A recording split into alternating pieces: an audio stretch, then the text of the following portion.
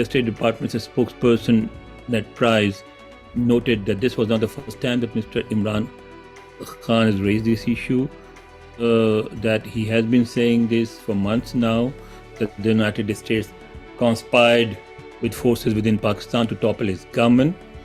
And he said that that this issue has been raised at the news briefing and at other places in Washington before as well. And our position has always been very clear on this, that we did not and we do not interfere in Pakistan internal affairs, that there was no conspiracy to topple Imran Khan or any government in Pakistan.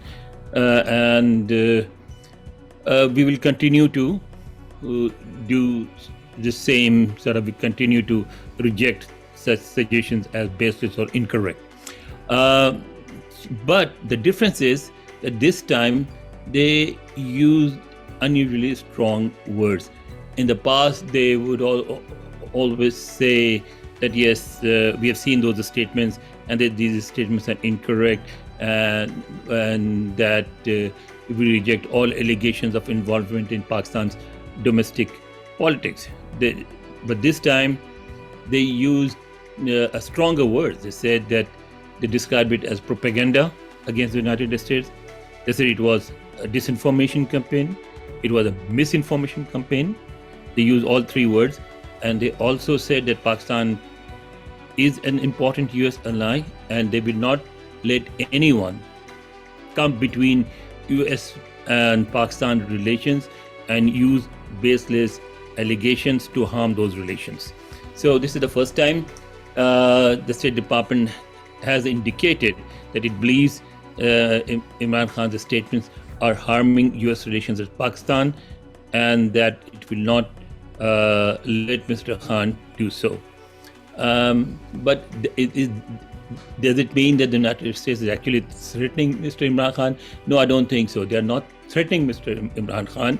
There is no conspiracy. I've always believed that there never was any conspiracy in Washington to topple Imran Khan. They might have been unhappy with him. They probably still are unhappy with him, but they did not try to topple him, and they're still not trying to prevent him from coming to power. What is happening now is that because Mr. Khan has blamed the United States so many times, I think the US administration decided that the time has come to respond more strongly to these allegations, and they did this yesterday.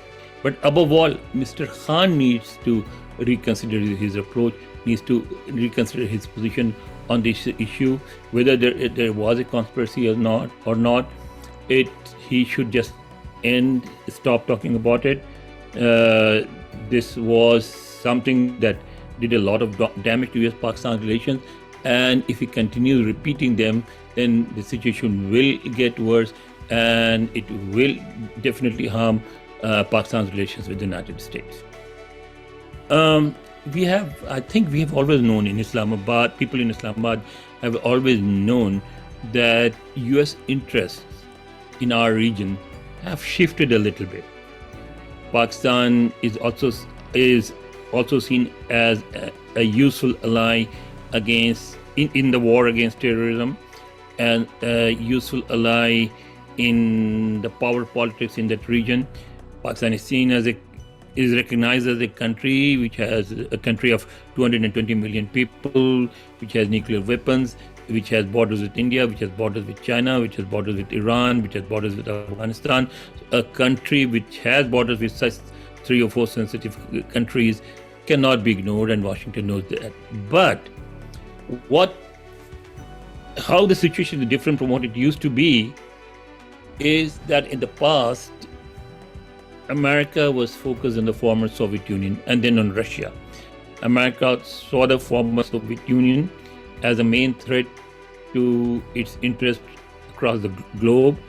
And in 1979, when the Soviets sent their troops to Afghanistan, the Americans saw this as an effort by Moscow to go beyond Central Asia and enter South Asia and the Middle East, and they decided to stop their advance in Afghanistan.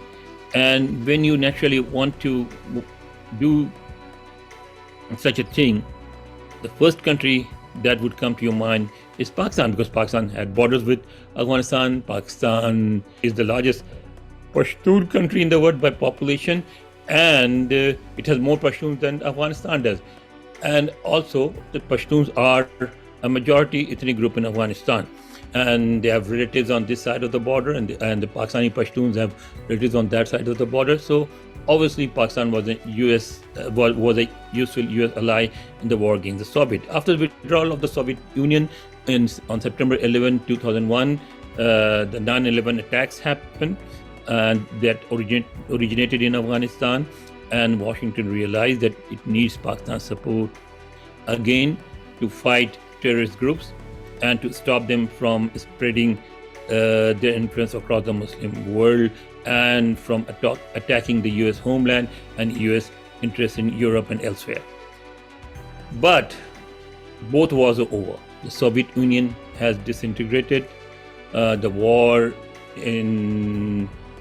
against terrorism has not ended, but it has sort of changed into or morphed into a lower level war, for which Americans do have troops in some areas in Afghanistan, but more than that, these are sort of local threats, and therefore they need local allies to deal with, and they will still need Pakistan for fighting this terrorist group, but they also need support in other Muslim countries, and that's what they're working on.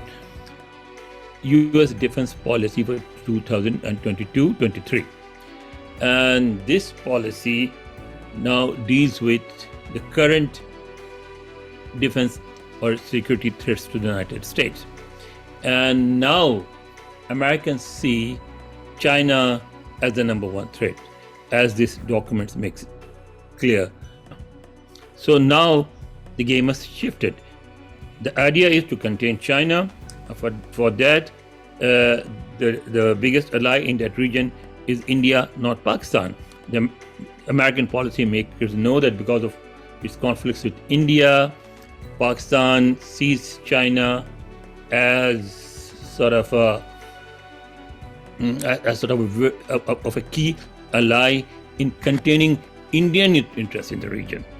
Pakistanis do not subscribe to the US theory that India is no longer a threat to Pakistan, that like other countries in the region, Pakistan also should be afraid of expanding Chinese influence and should work with America and India to contain China. Obviously, Pakistan does not contribute to this theory, and Pakistan continues to see India as a major threat.